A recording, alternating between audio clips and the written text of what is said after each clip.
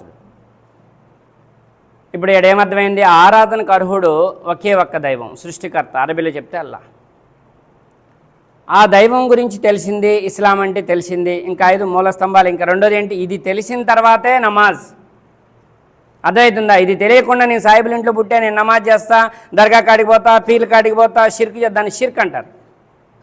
రంజాన్లో ఉపవాసాలు ఉంటా, చాలామంది ఉన్నారండి. రంజాన్లో ఉపవాసాలు ఉంటా, రంజాన్ అయిపోయాక దర్గా కాడికి పోతా, పీర్ల కాడికి పోతా, ఇంకా వచ్చేసి నా ఇష్టం వచ్చినట్టు నేను బహుదైవారాధన చేస్తా, దైవత్వాన్ని ఎవరికి పడితే వాళ్ళకి ఇస్తాను అని అంటే అది నీ పుణ్యాలన్నీ పోయినాయి. నీ రంజాను 30 రోజులు ఉపవాసాలున్నా, నువ్వు 365 రోజులు ఉపవాసాలున్నా నీ పుణ్యాలు నీకు దక్కినాయా? దక్కలేదు. ఎందుకు దక్కలేదు? తప్పువరిది? నీదా దైవాంది? అల్లాదా? నీదా అల్లాదా? నేను సాయిబుని కాబట్టి నేను ఉపవాసాలు ఉంటా.